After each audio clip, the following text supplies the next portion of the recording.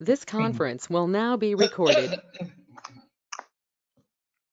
अद्य शनिवासरः अथवा मन्दवासरः वैशाख कृष्ण दशमी एकादशी च दिनांक 5 जून 2021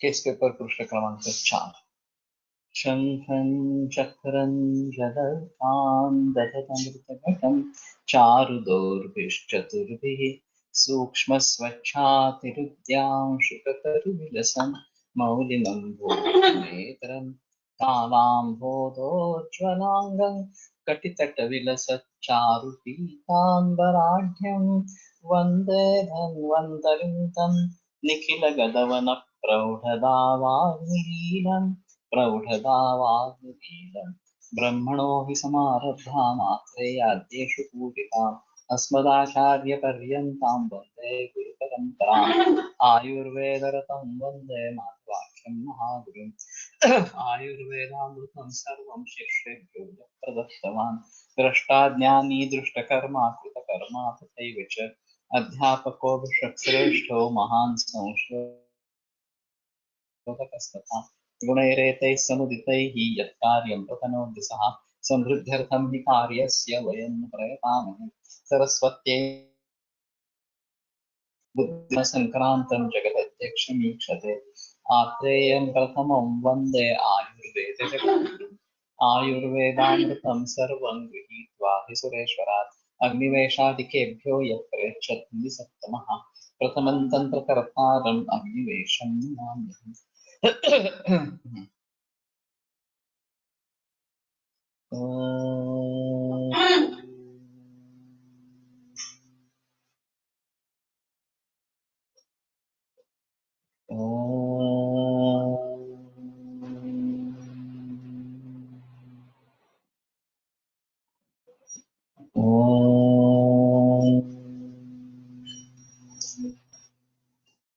ओम शांति शांति शांति।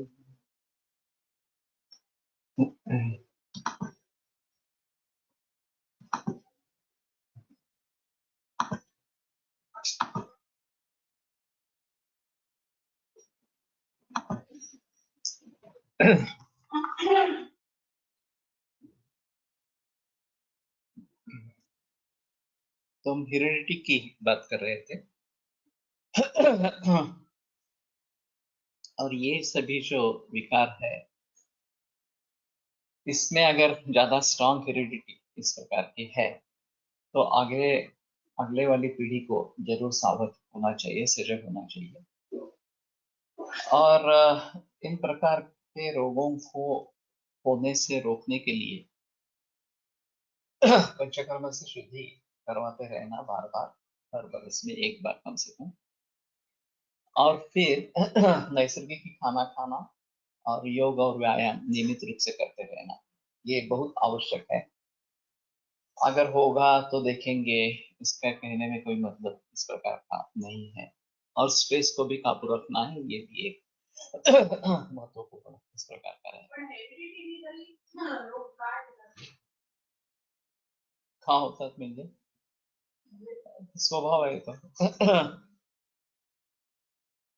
ये रोग का स्वभाव या हेरिडिटी एक प्रकार का हेतु है कि जिससे रोग होते हैं इसमें है, इसलिए इसके बारे में सजग होना जरूरी इस प्रकार का रहेगा। और फिर उन रोगों के कारण टाले, ये भी एक अहम चीज इस प्रकार की है। तो जितने जल्दी हम ये बात मान लेंगे उतने जल्दी हमें सुधार होने की संभावना ज्यादा है।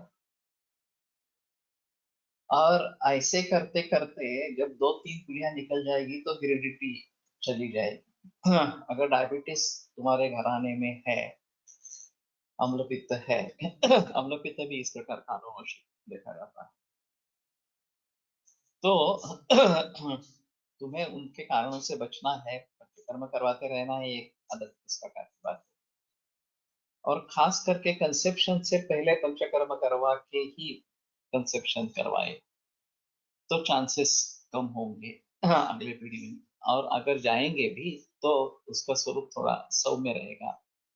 फिर एक दो पीढ़ियां इसी प्रकार से जाने के बाद उस घराने की जो परंपरा है, वंश परंपरा है, वो खंडित हो जाएगी रोगों की।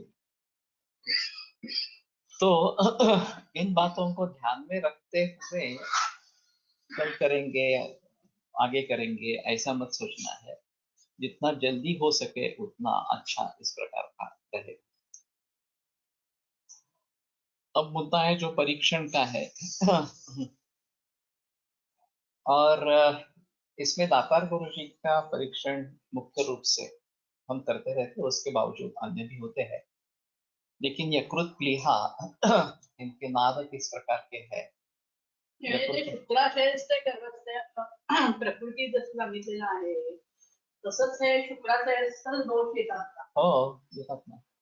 कपि दुष्टम सापत्यम सदारम बाधते नरम. तसंच मग ते सगळे स्वरूपात असतातच. सगळ्यांमध्ये असं तसं नाहीये. जिन लोगों में होते हैं उन्हें सजग होना है. नहीं ना, एनवायरनमेंट दो कारण है उसमें, एक हेरिडिटी और दूसरा एनवायरनमेंट। तो एनवायरनमेंट अगर उसका प्रतिकूल रहेगा तो नहीं व्यक्त होंगे ये विकार, डॉर्मेंट ही रहेंगे, और वही हम चाहते हैं आगे वाले पीढ़ी में न जाए, इसलिए शुक्र शुद्धि करके, हाँ, यात्रा शुद्धि करके कंसेप्शन करवाना है। तो ये बात ध्यान में रखेंगे तो ज्यादा अच्छा इस प्रकार का रहेगा। तो यकृत प्लीहा पार्थिव नाद है, आकाशीय नाद है, उष्ण स्पर्श है, ये दातार गुरु जी के हिसाब से। और अगर वृद्धि है तो कितनी है, वो कैसी है, पीड़ना सत्व है या नहीं है, ये सब बातें देखना जरूरी इस प्रकार का है। अब मॉडर्न साइंस के अनुसार, कन्वेंशनल मेडिसिन के अनुसार, जहां जिक्र सिस्टम्स पर ज्यादा है, अवयवों पर ज्यादा है, उसमें और कुछ परीक्षण आते रहते हैं कि जैसे कि फैटी लीवर परीक्षण पाया जाता है, पैरेंकाइमल डिसीज इस प्रकार का कुछ पाया जाता है, और उसमें कुछ सिस्ट है, लीजन है, इस प्रकार के भी परीक्षण में आते हैं। तो हम जो प्रयास अभी कर रहे हैं, डायग्नोस्टिक ट्रीटमेंट सॉफ्टवेयर बना रहे हैं प्राकृतिक कोष के आधार पर, और इसमें डाटा एंट्री का एक अलग माहौल बन रहा है जिसका मैंने अनावरण किया था, और हम अभी अपने अपने क्लिनिक में कर रहे हैं उसके बारे में, और ये हर दिन बदलता रहता है।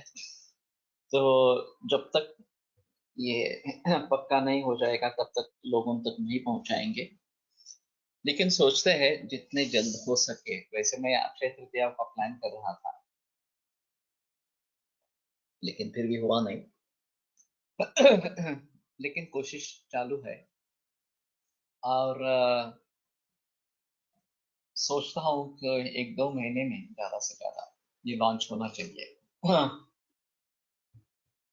तो उसमें इन सभी अवयवों के बारे में जो भी पॉसिबल इस प्रकार की फाइंडिंग्स है, वो ड्रॉप बॉक्स मेनू से दे रहे हैं, ड्रॉप डाउन मेनू से दे रहे हैं। तो आपको सिर्फ उसको क्लिक करना है, तो पार्थिव है, आकाशीय है, जो भी है वो क्लिक करना है। उष्ण है, उष्ण नहीं है तो उसका कोई नहीं, उष्ण है तो उष्ण इस पर क्लिक करना है। वृद्धि है तो वो कितने अंगुल है ये आपको लिखना है। और अगर अदर फाइंडिंग है, जैसे कि फैटी लीवर है, या फिर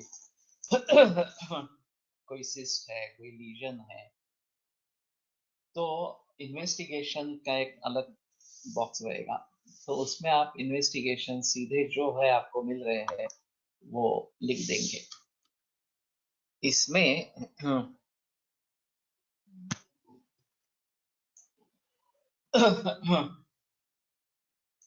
आप जो भी इन्वेस्टिगेशन है वो लिखो, उसको आयुर्वेद कैसे कैसे जोड़ना है एक अलग माहौल है, और उसका इंटरप्रिटेशन आयुर्वेद में कैसे करना है, तो उसके बारे में प्रयास चालू है।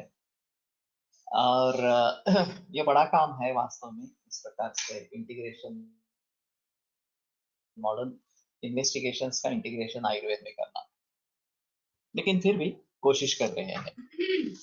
परीक्षणासाठी रुग्णांना उपाशी पोटी यावे लागते, बऱ्याच वेळा ते अशक्य होते. अशा वेळी काय करा. वैद्य भापू नानल सर इसके बारे में बहुत आग्रही थे, और वो सभी मरीज को 7 बजे सुबह बुलाते थे खाली पेट, और उसमें भी पहला कौन सा दूसरा कौन सा ऐसा कुछ भी नहीं करता रहता था, सभी को एक ही समय में बुलाते थे, और कम से कम 5 नए अपॉइंटमेंट्स हर रोज लेते थे. 1 महीने या 1.5 महीने का कैलेंडर फुल हो जाता था, इतनी भीड़ थी उनके पास, खास करके कैंसर मरीज. तो जब मरीज को पता चलता है कि मेरे साथ और भी लोग हैं इसी टाइम पे है, तो फिर वो लोग जल्दी जल्दी आने लगे. 6:30 बजे, पौने 7:15 बजे, 6:30 बजे, 6 बजे, इस प्रकार से. तो ये उनके लिए भी नौबत आ गई, मानव सर के लिए. तो फिर दरवाजा खुला करके जिन लोगों को आके बैठना है वो बैठ गए. फिर पहला नंबर किसका है इसके बारे में कुछ भी वहां कोई रहता नहीं था, उनका असिस्टेंट ऐसा कुछ, रिसेप्शनिस्ट वगैरह ऐसा. तो जो पहले आया वो बोलेगा कि मैं जाऊंगा, दूसरा बोले नहीं नहीं मुझे इमरजेंसी ज्यादा है मैं जाऊंगा, इस प्रकार से बहुत झगड़े होते थे बाहर.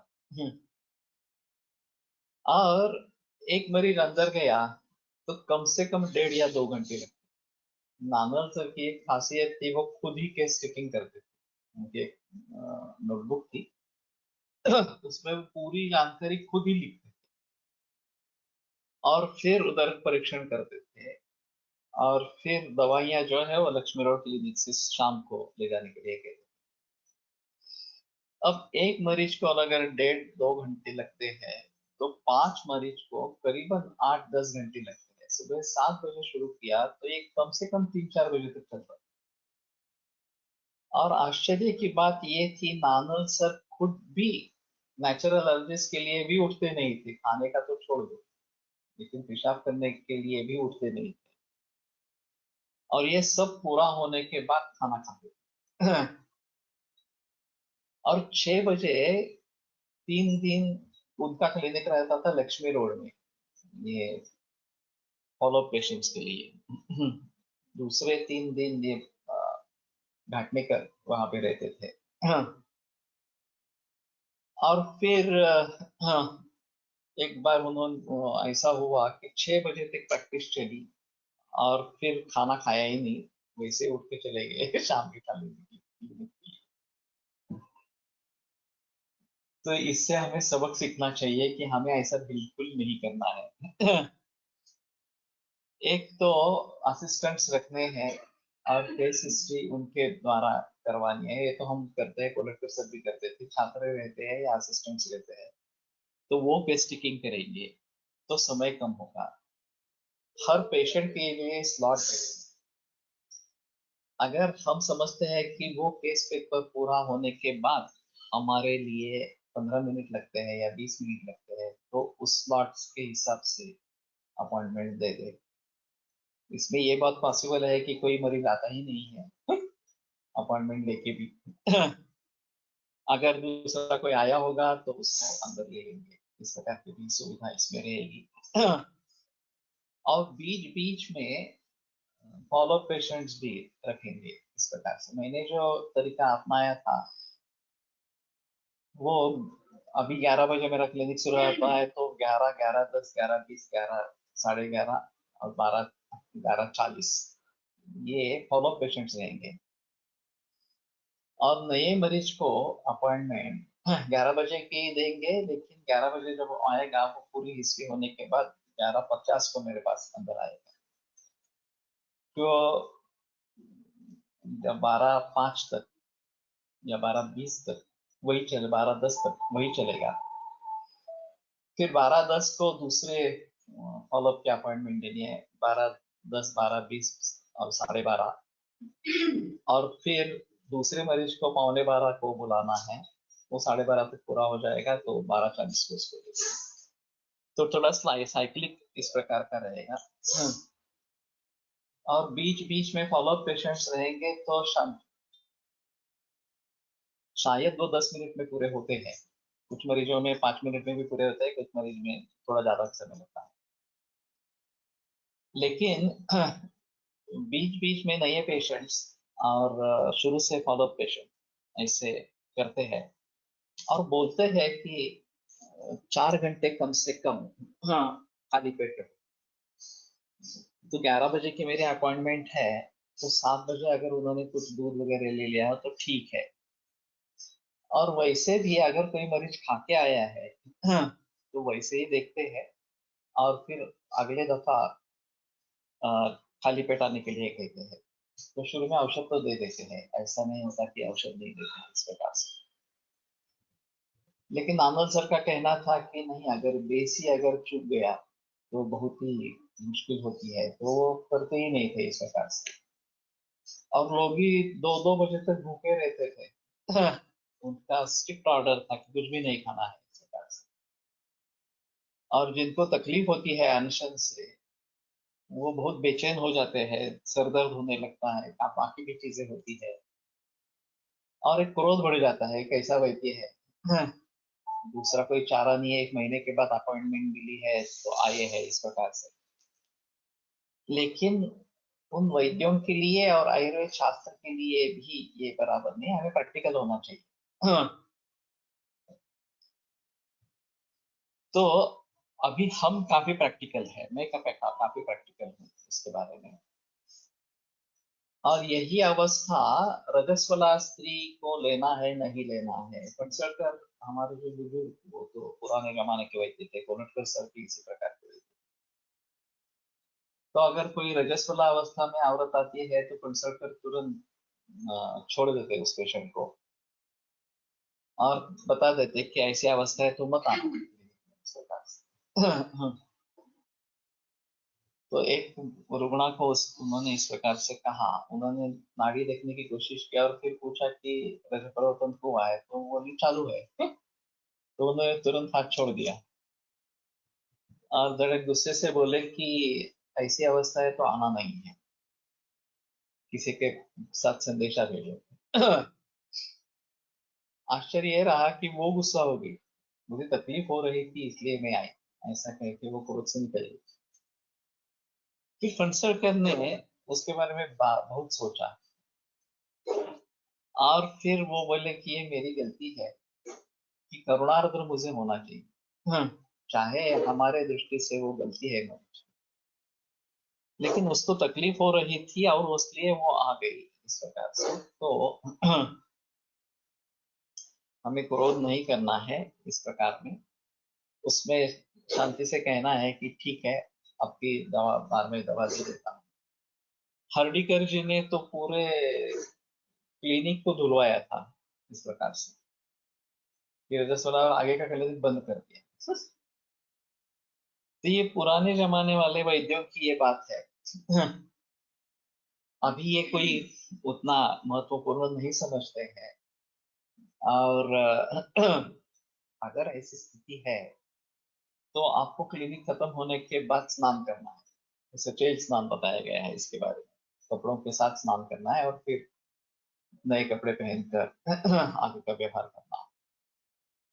लेकिन आगे के मरीज भी नहीं देखने, ये पुराने लोगों का इस प्रकार का था। तो फिलहाल इसमें किस प्रकार से मार्ग निकाले, ये एक अलग चीज इस प्रकार की है। और ज्यादा प्रैक्टिकल होना है कि कम से कम खाली पेट आने के बारे में जो निर्देश है वो पालने की कोशिश करें। लोगों को जब अपॉइंटमेंट देते हैं उसी समय बताए कि 4 पेट खाली पेट, 4 घंटे खाली पेट रहना है। और उसमें ये भी बात होती है कि मैंने 12:30 की अपॉइंटमेंट दी है और मरीज अंदर केबिन में है, वो 1:30 बजे आया। 1 घंटा वैसे भी उसको रुकना पड़ा क्योंकि पहले वाले पेशेंट ज्यादा गंभीर थे या ज्यादा सोच करने की आवश्यकता थी। तो बाहर वो कटकट करते हैं कि मेरी अपॉइंटमेंट है, मुझे कैसे नहीं जाने दे रहे हैं। ऐसा अंदर आने पर चुपचाप हो जाते हैं। मुझे कुछ नहीं बोलते क्योंकि उनको मालूम है अगर मैं गुस्सा कर जाऊं तो ये मुसीबत होगी उन्हीं के लिए। स्त्री वैद्य असेल तर ये भी वेलणकर मॅडम के बारे में मुझे मालूम है कि अगर उनकी रजत प्रवर्तन चालू है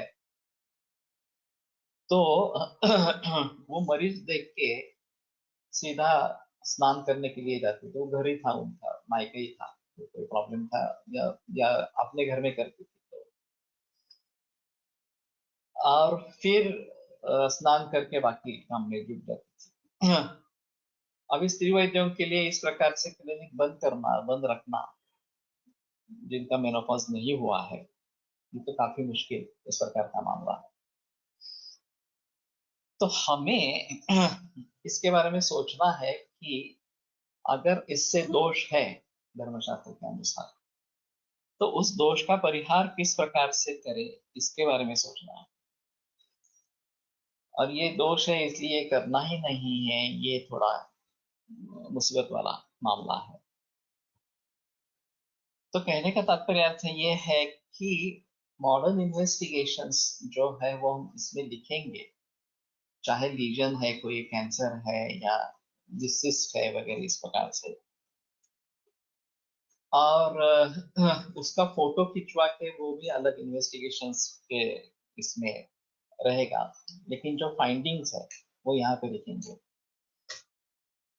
अब इसमें पहली दफा जब ये केस पेपर पूरा होगा तो वो स्टोर होगा और हिस्ट्री के रूप में आगे फॉलोअप के लिए मरीज आएंगे, तो इसमें फैटी लिवर था या इसमें सिस्ट था, लीजन था वगैरह बातें जो है वो आपके सामने आ जाएगी।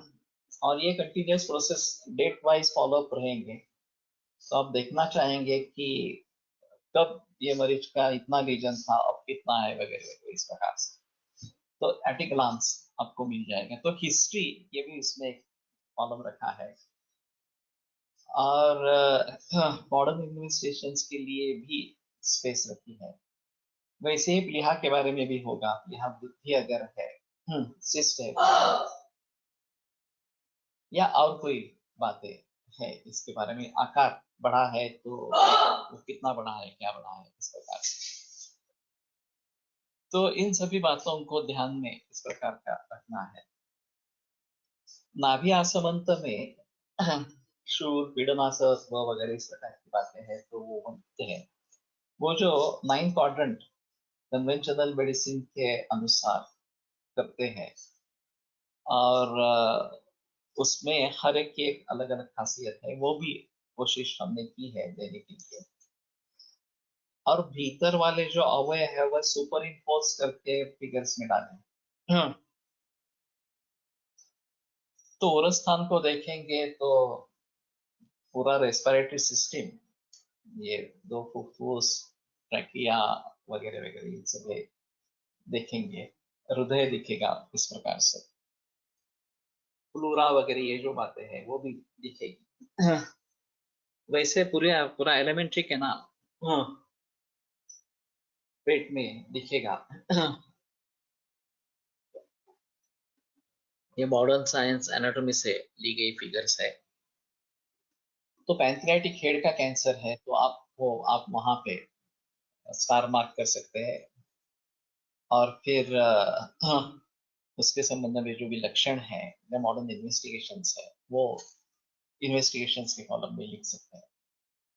और पीड़नासहत्व है या स्पर्शासहत्व है, इस प्रकार की बातें हैं तो उसको लक्षणों में लिख सकते हैं।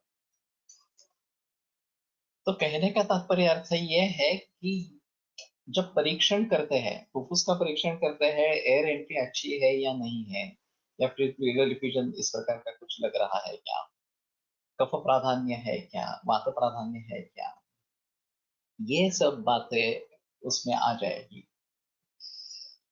और फिर उसके लिए ये जो प्रॉपर कॉलम्स उसके लिए होंगे, उसके आप भर सकेंगे। वैसे हृदय के बारे में अगर वॉल्वुलर डिफेक्ट है, अगर और कुछ इस प्रकार के डिफेक्ट्स है या कार्डियोमेगाली है, तो इन सभी बारे में जानकारी मिलेगी।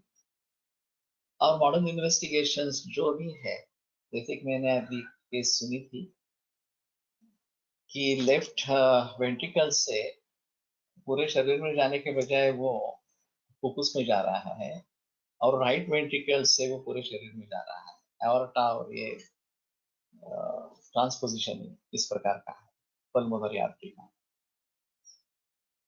अब अभी सगर्भावस्था में है, 9वां महीना चालू है, अब ये डिटेक्ट हुआ है, तो आगे क्या करेंगे इसके बारे में बहस चल रही है।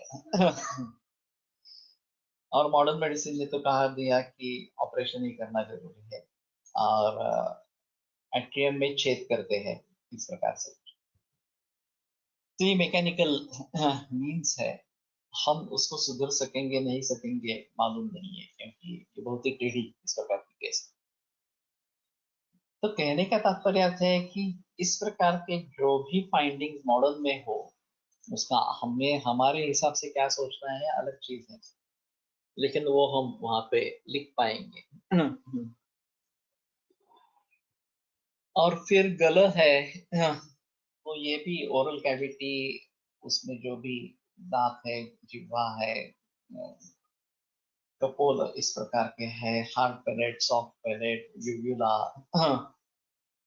ग्लैंड्स, अराबियल ग्लैंड्स वगैरह, ये सभी के पिक्चर्स रहेंगे, गिलाई वगैरह रहेंगे। और उसके बारे में अगर आपको कुछ लिखना है तो आप वहां पे लिख सकते हैं। दांतों के बारे में है, जिह्वा के बारे में है, नासा में डेविएटेड नेजल सेप्टम अगर है या पॉलिप है, नेत्र के बारे में कुछ सिम्टम्स है, चश्मा के बारे में लिख सकते हैं, कर्ण में अगर कुछ सिम्टम्स है, कर्ण दूथर ज्यादा है, इम्पैक्टेड वैक्स इस प्रकार का है, नखों में अगर पांडुत्व दिख रहा है, या नखों में ब्लूइश टिंज इस प्रकार की है, जो कैंसर के मरीज में खास करके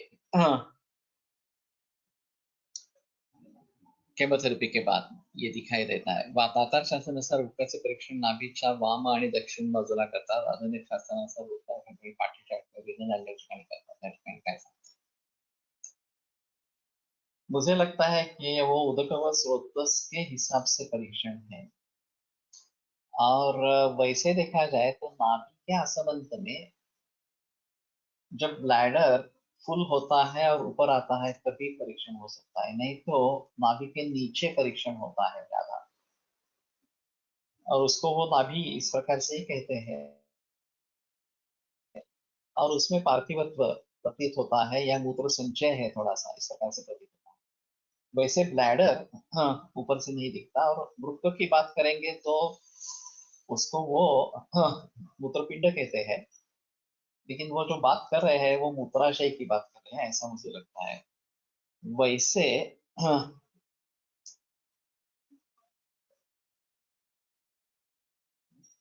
ट्रांसपोजिशन और मैकेनिकली काही छेड़ाछेड़ केली नहीं, मालूम नहीं क्या है, ये बहुत ही रेयर केस है।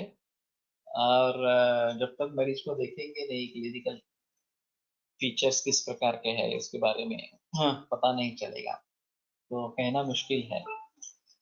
ठीक है, मैंने सिर्फ इसलिए कहा कि इस प्रकार के भी केसेस होते हैं, हमें मालूम हो इस प्रकार के भी होते हैं इस प्रकार से। और रीनल एंगल के जरिए जो देखना है, खास करके मूत्राशमरी में हम वहां पे परीक्षण करते हैं, और फिर अगर वहां पे अश्मरी है तो दर्द होता है। तो ये मेरे ख्याल में उदक हुआ स्रोतस और मूत्र हुआ स्रोतस, इन दोनों का मिलकर परीक्षण इस प्रकार का कुछ है, तो उसको मॉडर्न एनाटॉमी से जोड़ना बहुत मुश्किल है। और पानी का पचन अच्छा नहीं हो रहा हो, और वो अच्छी तरीके से बाहर नहीं निकल रहा हो, तो ये बात हो सकती है। तो हिस्ट्री में पानी कब लेते हैं, कितना लेते हैं वगैरह सब पूछना है, और पेशाब कितनी होती है वगैरह ये भी पूछना है, और फिर उसके मुताबिक लोकसेवादी गुरु चंद्र प्रभा वगैरह जो बातें हैं, जो मेडिसिन देनी है वो देनी है। तो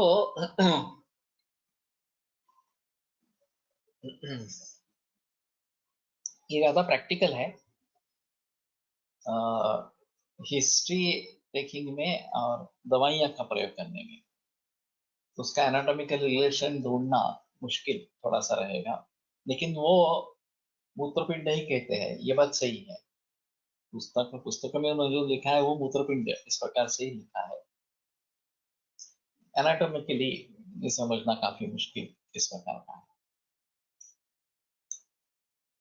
तो एक नाड़ी इसमें अहम मुद्दा है। अगर आप किसी परंपरा से नाड़ी सीखे हो तो नाड़ी का जिक्र करना है।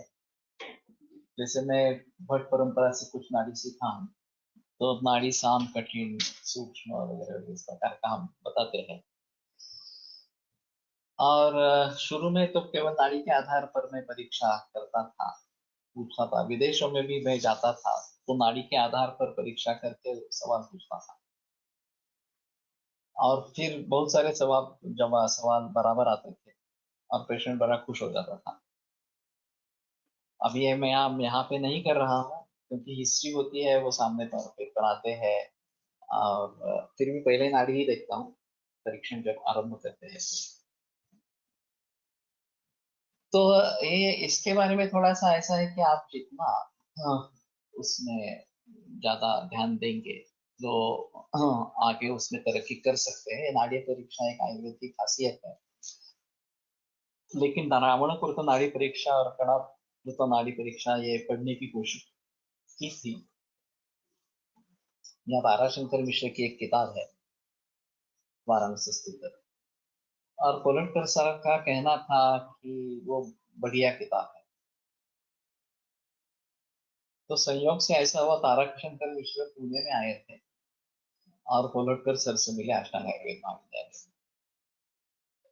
उन्होंने परिचय नहीं दिया था, और कोई वैद्य है और आपसे मिलना चाहते हैं, इतना ही बताया था। तो उन्होंने पूछा कि नाड़ी के बारे में आपकी क्या सोच है, और आपके मन में किसी की अच्छी किताब है क्या?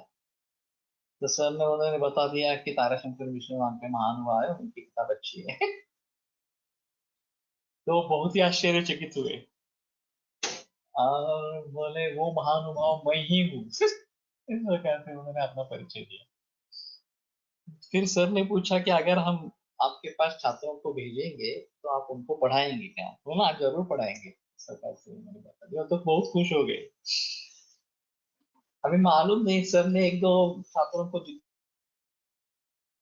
किया था कि जाकर वहां पे उनसे सीखो इस प्रकार से, लेकिन कोई गया है ऐसा मुझे तो नहीं लगता है अभी। ये काफी पुरानी बात है, कोलटकर सर जब थे उस सब जमाने की, मेरे ख्याल में 84-85 इस प्रकार में हो गया। अभी ताराशंकर मिश्रा जी है या नहीं ये भी मालूम नहीं है। लेकिन भट्ट सर की परंपरा चालू है, जाते गौर उनका शिष्य बापू जाते गौर, विश्वास जाते गौर, और उसके आगे आगे वाली पीढ़ी भी आ गई है। और उदय पेंट से एक छात्र रहा उनका, लेकिन वो इंटीग्रेटेड प्रैक्टिस करता है। तो अगर नाड़ी इस प्रकार से सीखनी है तो हो सकता है दूसरी एक नाड़ी मैंने देखी थी, और वो मैं जब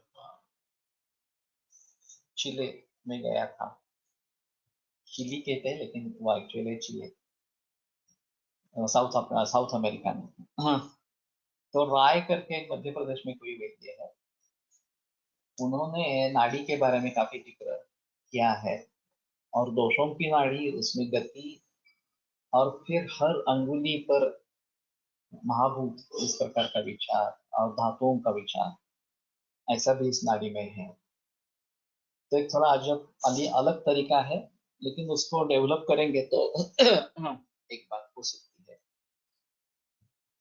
तो मैंने उसके बारे में ज्यादा जिक्र नहीं किया है, लेकिन हो सकता है कि ये अगर करेंगे तो वेत्ताय वेद्यम अन्यथा विनत्ति इस तरीके से हो सकता है। अपान कक्षा परीक्षण देखील साधारण बॅकबर्न रिझल्टच्या ठिकाणी करतात, त्याचा अर्थ गर्भाशयाशी सांगितला आहे, यावर काय सांगता येईल? मुझे बताना काफी मुश्किल है क्योंकि मैंने उनसे साक्षात सीखा नहीं है दादा। मैं उनकी परंपरा का आदर करता हूँ, लेकिन प्रशांत शुरू से लेकर जो उनके अनुसार प्रैक्टिस करने वाले हैं वो इसके बारे में ज्यादा जिक्र कर सकते हैं। हळदणेकर, प्रशांत सुरू और आशीष माड़ी, ये सभी लोग दातार परंपरा के अनुसार करने वाले इस प्रकार के हैं। तो बेहतर होगा कि वो किस प्रकार से इंटरप्रिटेशन करते हैं वो देखेंगे। सूक्ष्म नाड़ी, कठिन नाड़ी, स्थूल नाड़ी का आप क्या निष्कर्ष निकालते हैं सर? कृमि और गर्भिणी नाड़ी के बारे में भी कुछ बताए सर, थोड़ा सा है महेंद्र। हाँ, मैं समझता हूँ एक अलग लेक्चर मैं ले लूंगा नाड़ी के लिए, एक लेक्चर से बात होगी ऐसा नहीं है, और ये प्रत्यक्ष अनुभूति का विषय है। तो जब मैं डॉक्टर सुसाना जो पेडिट्रिशियन है, चिले में प्रैक्टिस करते हैं, मेरे से उम्र में 1 वर्ष से आगे है, तो उसका कहना था कि पहले हमें ध्यान करना है नाड़ी देखने के पहले, चाहे 1 मिनट के लिए हो, और मेडिटेशन करके फिर हमारी चित्तवृत्ति स्थिर होनी चाहिए, फिर नाड़ी देखनी चाहिए वगैरह वगैरह इस प्रकार से। तो ठीक है, मैं सोचता हूँ कि ये करेंगे, और अध्यात्म के बारे में भी सोचना है। जितना हमारा अंतःकरण पवित्र शुद्ध इस प्रकार का होगा, उतनी नाड़ी परीक्षा अच्छी होगी। अन्ना से पटवर्धन के बारे में कहा जाता था, उस समय ये एक्सरे का टेक्निक नया आया था, तो वो नाड़ी देख के बताते थे कि तुम्हारे किडनी में 2 स्टोन है, और चाहे तो एक्सरे करवा लो इस प्रकार से, और एक्सरे करवाते तो वो सही निकलता था। तो शेंडे सर ने उनको पूछा कि आप ये कैसे बताते हैं नाड़ी के लिए? तो उन्होंने जो जवाब दिया वो काफी विभिन्न है। वो बोले मैंने गायत्री पुरस्चरण किया है, 24 लाख गायत्री का जप, और इसके जरिए जब मरीज सामने आता है तो जैसा स्कैनिंग होता है वैसे मेरे सामने सभी बातें आती है, अंदर क्या क्या है कैसे है इस प्रकार से, और मुझे दिखाई देता है। मैं नाड़ी का एक केवल सहारा लेता हूँ बताने के लिए, लेकिन मुझे वास्तव में दिखाई देता है अंदर का सब। अब सभी को 24 लाख इस प्रकार का गायत्री पुरस्चरण करना बस पॉसिबल होगा नहीं होगा ये अलग चीज है, सभी का विश्वास है नहीं है ये एक अलग चीज है, लेकिन अध्यात्म से भी होता है। अभी ऑरा स्कैनिंग काफी प्रचलन में आ रहा है, और उसके जरिए यहाँ पे कुछ गड़बड़ है इतना तो सामने आ रहा है, कलर चेंज होता है वहां का, तो उसकी सहायता, क्योंकि ये अभी हाँ ऑब्जेक्टिव पैरामीटर्स है, वैसे नाड़ी सब्जेक्टिव पैरामीटर, और हर एक के लिए एक अलग अलग इस प्रकार का होगा, भली भांति समझ नहीं पाएंगे। तो जो हम एक्सप्रेस करना चाहते हैं वो दूसरे को भी उसी प्रकार से समझ लेना चाहिए, तो ये काफी मुश्किल इस प्रकार की रहेगी। तो मैं भी रिवाइव करना चाहता हूँ भट्ट की सिस्टम, और ये जो राय की सिस्टम है वो भी सिस्टम इस प्रकार से, और इसमें खाली पेट देखना और पेशेंट की मनोवृत्ति शांत होना, वो अपने के ही बारे में सोच रहा है, ये आवश्यक है। नहीं तो दूध नाली का भी मैंने रिजल्ट देखे हैं दूध नाली के। तो हमें इस प्रकार से करना है कि ये तो सही है, सिद्धहस्त वैद्य जो है वो नाड़ी का परीक्षण करके दवाइयां देते थे इस प्रकार से। इसमें एक ऐसा है कि जब आप नाड़ी के जरिए ये सब बताते हैं लक्षण क्या है इस प्रकार से, तो मरीज को बहुत ही विश्वास निर्माण हो जाता है वो तुम्हारे भक्त बन जाते हैं। अशोक भट्ट के बारे में वही हुआ, और अशोक भट्ट आगे चलकर आध्यात्मिक गुरु हो गए। एक ऑस्ट्रेलिया का मरीज मेरे पास आया था, और वो बोला कि मैं आध्यात्मिक गुरु को मिलकर ही आ रहा हूँ इस प्रकार से। मैंने कहा कौन है? तो वसंत, ये अशोक भट्ट। मैंने कहा वो तो वैद्य है। हाँ वैद्य है, लेकिन अभी वो वैद्य की नहीं करते हैं, वो आध्यात्मिक गुरु है इस प्रकार से। तो ये तो मुझे जानकारी नहीं थी इस प्रकार से। तो वसंत लाड की किताब मैंने देखी है, पढ़ी नहीं है पूरी तरीके से। और भेदता ही भेद अन्यथा भी नहीं सही है कि हम अगर अपनी तरीके से नाड़ी डेवलप करना चाहेंगे तो वो भी डेवलप हो सकती है। ऐसा जिस किसी दृष्टि से हमें देखना है वो हम कर सकते हैं। अब लाड सर का अमेरिका में बहुत बोलबाला है। उनको लोग देव मानते हैं। एक तो उनका प्रेजेंटेशन बहुत अच्छा रहता है। अंग्रेजी पर कमांड है। आयुर्वेद की सूत्र भी ज्ञात है और एलोपैथी भी उनको मालूम है। पर्सनैलिटी अच्छी है इस प्रकार से। और बेहतर ऑप्शन है कि वो प्रैक्टिशनर है। पुणे में प्रैक्टिस करते थे या ताराचंद अस्पताल में मरीज देखते थे इस प्रकार से। तो कम से कम प्रैक्टिशनर होना ये तो महत्वपूर्ण बात है। वैसे प्रैक्टिशनर न होते हुए बहुत सारे लोग आयुर्वेद में प्रचलन में हैं और केवल किताबें लिखते रहे हैं इस प्रकार से। तो ये अजीब माहौल है। प्रैक्टिकल नॉलेज कुछ भी नहीं है, चाहे एलोपैथी का हो या आयुर्वेद का हो। तो ये मुश्किल की बात इस प्रकार की हो जाती है। तो ये लोग कोशिश करें कि हमें क्या करना है, हम किस प्रकार से आगे बढ़ना चाहते हैं। तो लेकिन ये एक तरीका हो सकता है नाड़ी का, आयुर्वेद की खासियत है। तो शायद अगले गुरुवार को मैं नाड़ी के बारे में प्रेजेंटेशन दूंगा। हम गुरुवार शुक्रवार शनिवार जितने दिन लगते हैं उसमें लग जाएंगे, क्योंकि ये अभी पूरा होने के लिए आ रहा है केस टेकिंग का जो फॉर्मूला है। और सबसे अहम मुद्दा इसमें है वो डायग्नोसिस। इसके आधार पर ये जो सब जानकारी इकट्ठा की है केस पेपर के लिए, उसका अंतिम परिणाम डायग्नोसिस में होना है और आगे चलकर चिकित्सा में होना है। तो ये नहीं होगा और सिर्फ एक जानकारी इकट्ठा की है ऐसा हुआ तो कोई मतलब नहीं है इसका।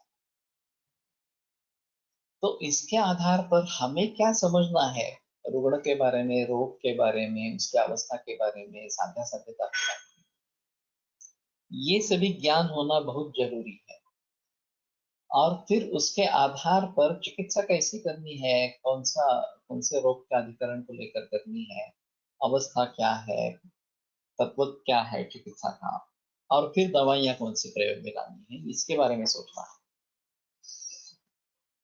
तो ग्रंथों का अध्ययन एक तरीके से चलता रहे, मूल ग्रंथों का, और प्रैक्टिकल एक्सपीरियंस बढ़ता रहे, तो इन दोनों का मेल जोल हो जाएगा, ग्रंथों का अध्ययन का और प्रैक्टिकल एक्सपीरियंस का। और ग्रंथ भली भांति ज्यादा समझ पाएंगे और फिर चिकित्सा में उस प्रकार का रिफ्लेक्शन मिलेगा कि पहले मैंने कभी सोचा नहीं था लेकिन अभी इस सोच से दवाइयां इस प्रकार की दे रहा हूँ और उससे सफलता इस प्रकार की मिल रही है। वर्तमान और भविष्य दोनों समझ सकते हैं, वो अलग हिस्सा है भविष्य के बारे में सोचना। वैसे कोई खोई हुई चीज है वो मिलेगी नहीं मिलेगी, ये भी मैंने नाड़ी से बताया, मकसद भी बताया था, पता आगे क्या होने वाला है इसके बारे में भी बता सकते थे इस प्रकार से। लेकिन मैं मानता हूँ हमें वैद्यक से संबंध जितना है उतना ही लेना है। ये इस प्रकार केवल दूसरों को विस्मयचकित करने के लिए ये करते रहना, ये अलग चीज इस प्रकार की रहेगी। लेकिन उसमें तत्व अगर समझेंगे, भट्ट सर ने एक अच्छी बात की थी कि उसके पीछे जो तत्व है वो अच्छी भली भांति बताया था, वो आसान है समझने के लिए। तो वो अगर करते रहते हैं तो आगे, हाँ, हम उस दिशा में आगे भी सोच सकते हैं, अलग भी सोच सकते हैं और वो कर सकते हैं इस प्रकार से। लेकिन हुआ ऐसे कि शुरू में मैं भट्ट सर के पास जाता था और उनका कोलटकर सर या फंडसर सर के बारे में बिल्कुल अच्छा मत नहीं था। और कोलटकर और फंडसरकर दोनों का ऐसा कुछ भी नहीं था। वो बोले तो ठीक है, तुम उसके पास जा रहे हो, जा रहे हो, जाओ, मुझे कोई एतराज नहीं है इसमें। तब ये बहुत बात आगे बढ़ी और अशोक भट्ट सर ने कहा कि नहीं, अगर मेरे पास आना है तो उनके पास नहीं जाना है। तो मैंने उन्हें छोड़ दिया और कोलटकर और फंडसरकर से में लग गया। तो ये एक अलग बात है। लेकिन मैं मानता हूँ कि उसमें कुछ खासियत है। कोलटकर और फंडसरकर का भी ये कहना था, उस खासियत को हम आगे बढ़ाएंगे। मेरे हिसाब में दोनों गुरु है। अगर एक को ही चुनने की बात है तो स्पष्ट है कोलटकर सर ही मेरे गुरु रहेंगे, इसमें कोई संदेह नहीं है।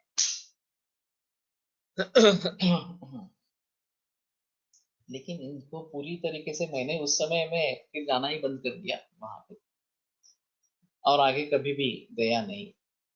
एक दो दफा गुरु पूर्णिमा के दिन गया था, लेकिन फिर भी वो गुस्सा हो गए थे कि मैंने उनको छोड़ दिया और कोलटकर सबके पास गया।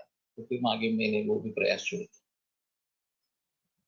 तो ठीक है। कहने का तात्पर्य अर्थ है कि हम अपने तरीके से भी उसके बारे में सोच सकते हैं, और इसमें ज्यादा महत्व कंसंट्रेशन होने पर है, और हम किस तरीके से खुद समझ सकेंगे और दूसरों को समझा सकेंगे।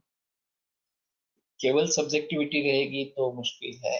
इसमें भी ऑब्जेक्टिविटी हम अगर लाते हैं तो ज्यादा बेहतर इस प्रकार का रहेगा। अभी ये नाड़ी तरंगिणी करके एक सॉफ्टवेयर यंत्र बना है, और उनका कहना है कि ये इसके आधार पर निदान होगा वगैरह, खास करके डायबिटीज का निदान तो होता है।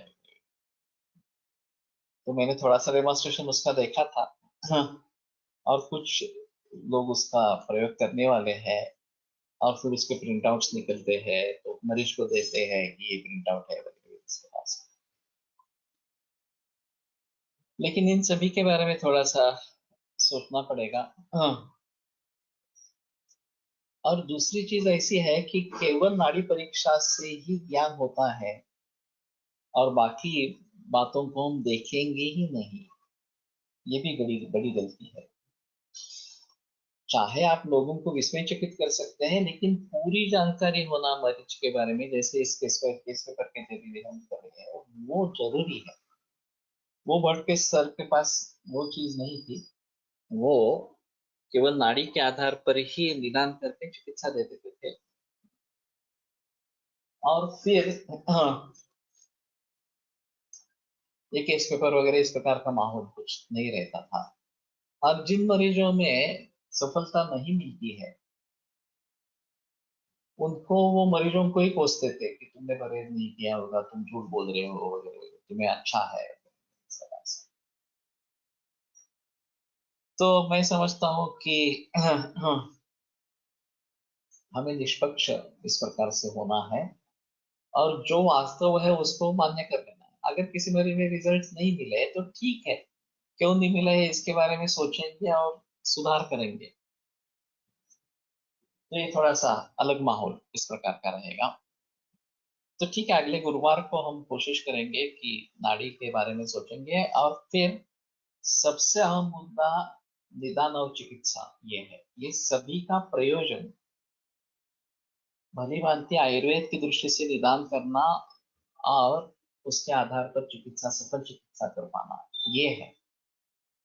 फणसरकर जो कहा करते थे कि किसी न किसी तरीके से हमें क्या हुआ है एग्जैक्टली, और एग्जैक्टली क्या करना है, ये पता लगाना चाहिए। चाहे आप नाड़ी से देखो, प्रश्न परीक्षा करके देखो, उदर परीक्षण करके देखो, या मॉडर्न इन्वेस्टिगेशन के जरिए देखो, कुछ भी देखो, लेकिन एग्जैक्टली क्या हुआ है और क्या करने की जरूरत है, ये समझ पाना हर मरीज में, हर अवस्था में काफी मुश्किल है। विमल भूपल बुद्धे भी बुद्धिमाकुली कुरियो किंतु बुद्धे है, इस प्रकार से। लेकिन अगर इस प्रकार से अगर हम कर पाते हैं तो उसमें बड़ी सहायता इस प्रकार से हो जाएगी। और हम अच्छे चिकित्सक बन जाएंगे।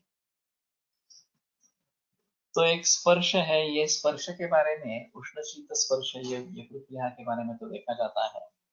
खर स्पर्श है, रूक्ष है, वगैरह वगैरह, ये भी देखा जाता है। रूक्ष ये चक्षुरेंद्रिय का विषय बताया गया है। सुश्रुत ने जहाँ पे जिक्र किया है कि किन इंद्रियों से किन भावों का परीक्षण करना है, उसमें रूक्षत्व जो है वो चक्षुरेंद्रिय का विषय बताया गया है।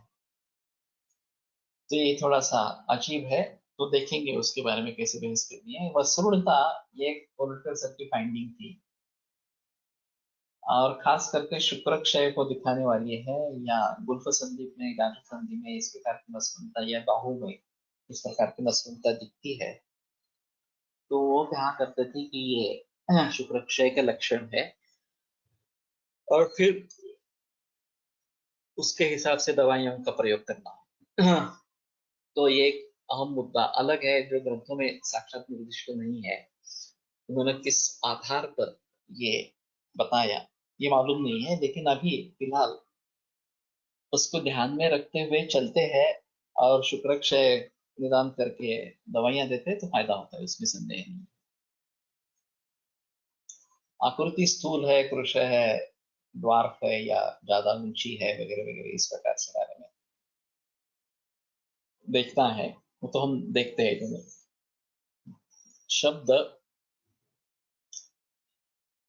तो शब्द कैसा है उनका बोलने का इस प्रकार से, और उच्चारण सभी का ठीक होता है नहीं होता है, वगैरह वगैरह। खास करके बच्चों में कुछ शब्द या कुछ अक्षर ठीक तरीके से बोले नहीं रहते। उनका कहना था कि क का उच्चारण अगर नीट नहीं, अच्छी तरीके से होता नहीं है, तो कफ की शिकायत रहती है, और कफ कम करने से वो ठीक होता है। ज्यादातर सिद्धोपाध्याय चूर्ण और च्यवनप्राश का प्रयोग करते थे। लेकिन पाणिनीय शिक्षा में जो वर्णों के स्थान बताए गए हैं, अको विसर्जन्यानां कट्ठा, इचोषाणां तालो, रोषोषाणां मुदा, चतुरसानां दंताः, वगैरह वगैरह, उनके बारे में सर ने विचार किया था, और उसके आधार पर वर्णों का पांचभौतिकत्व, ये एक अलग विचार किया था। अभी ये जो मुख कुहर में स्थान है, उन स्थानों के बारे में अलगता से सोचना, और महाभौतिक स्तर पर उसके बारे में विचार करना, ये एक अलग बात थी। दुर्दैव से उनके विचार मालूम नहीं किसी को, क्योंकि ये मैंने सिर्फ सुना था, उन्हें वर्गीकरण किया था, लेकिन किस प्रकार का वर्गीकरण है और उसके पीछे लॉजिक क्या है, ये मुझे ज्ञात नहीं है। फिर से अलगता से इसके बारे में सोचेंगे तो कुछ ना कुछ बाहर उभर आएगा लॉजिक उसके बारे में। लेकिन जब बच्चे बोलते नहीं है, देरी से बोलना आरंभ करते हैं, तो क्या क्या करना है, इसके बारे में ऐसा दिखाई देता है कि जिह्वा का संचलन पूरे मुंह में होना है, और इसलिए थोड़ी कठिन चीजें खाने की प्रैक्टिस बढ़ानी है। जैसे गाजर है, ककड़ी है, ओष्ठ में चारों दिशाओं में मध लगाएंगे, तो वो चाटने के लिए जिह्वा इस तरफ मुड़ेगी, और ये दंतोद्भेद बोलना एक ही समय में आरब्ध होते हैं, और उसी समय एक शिरानार अवस्था भी होती है। तो इन सभी का एक मेलजोल है। और पुराने जमाने में जब एकत्र कुटुंब पद्धति रहती थी, बड़ा परिवार रहता था, तो ये बातें आसानी से हो सकती थी। अभी न्यूक्लियर फैमिलीज में ये काफी प्रॉब्लम बढ़ गई है। और फिर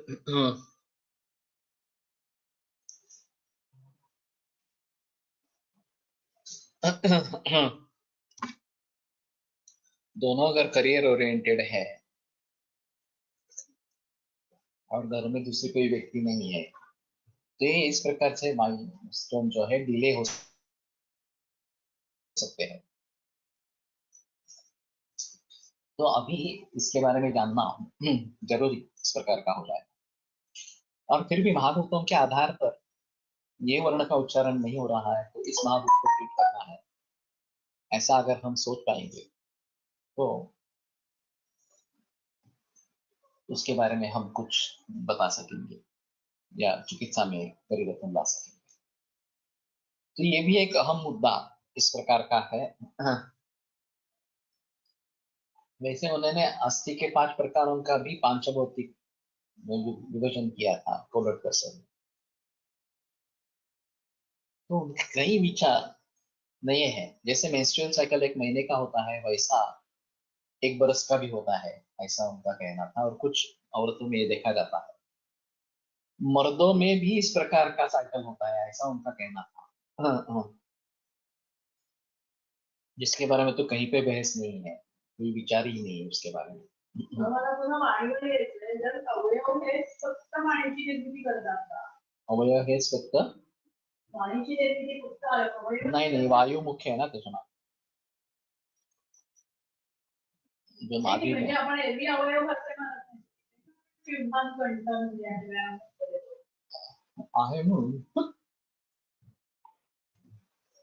वर्णों का उच्चारण उस स्थान पर वायु का आघात होने से या फिर जिह्वा का वहां पे स्पर्श होने से होता है, और ये एक अहम मुद्दा है। तो कोलटकर सर के ये कई विचार है जिनके बारे में ज्यादा बहस होती नहीं है। तो उनके जो छात्र हैं जिनको इसके बारे में कुछ पता है, मनोज फिरोदिया हमारे ग्रुप में है, वो उनका छात्र रहा है,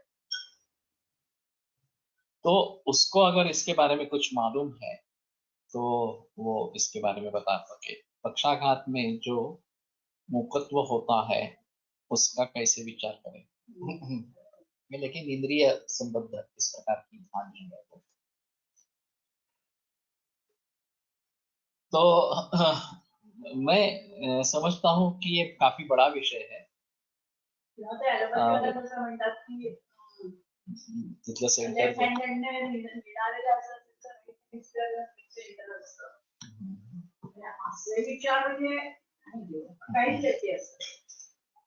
अंजलि प्रमाण का विचार मैंने तो ज्यादा जिक्र नहीं किया है, भावी साठे के एक छात्र ने इसके बारे में जिक्र किया था अंगुली प्रमाण से।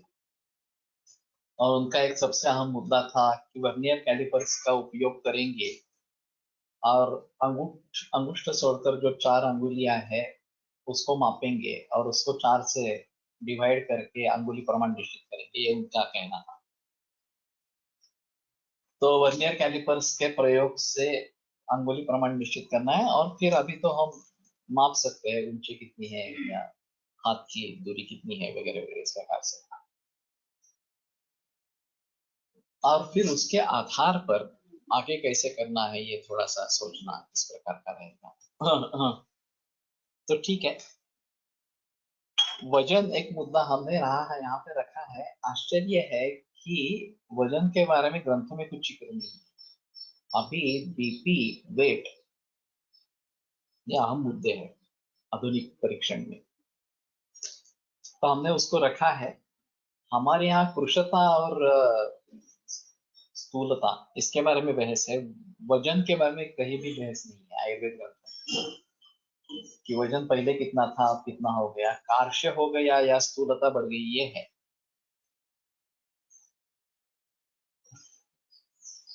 रोजचा उच्चार करता येत नाही, उच्चार शुद्धीसाठी लहान मुलांना बाराखडीचे रोज उच्चारचा अभ्यास करायला सांगावा था।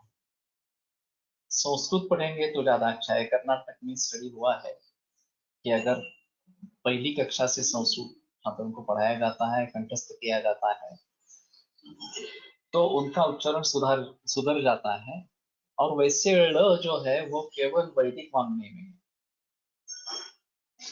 जो बाकी संस्कृत है जो प्रचलन में है उसमें ळ नहीं है, ल ही है।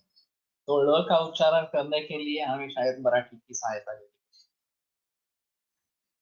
तो बाराखड़ी का इस प्रकार का उच्चार करेंगे तो ज्यादा अच्छा है। और अयुण रुलक एवं अयोच वगैरह वगैरह जो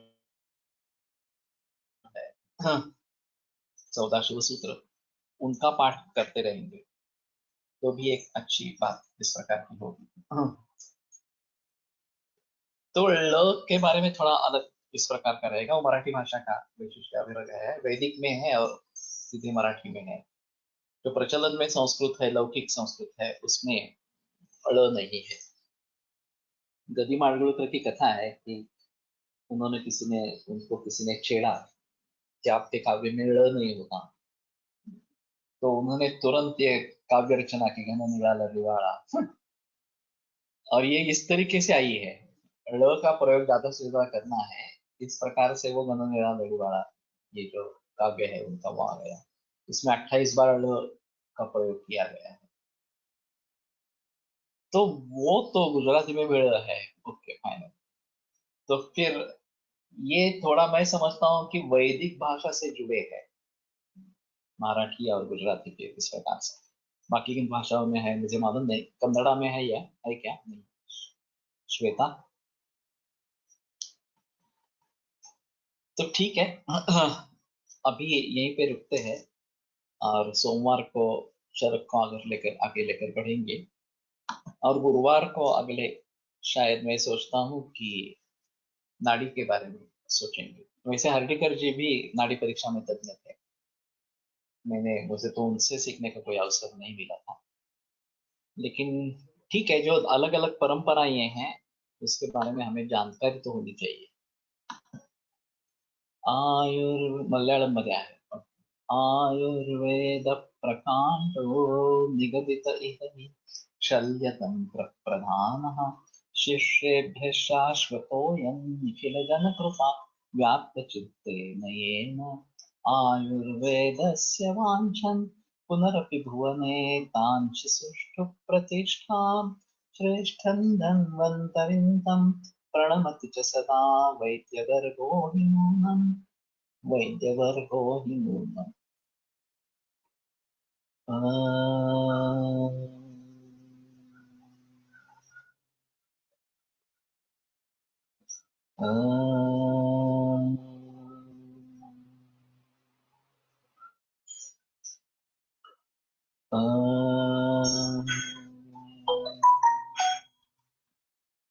ओम शांति शांति शांति।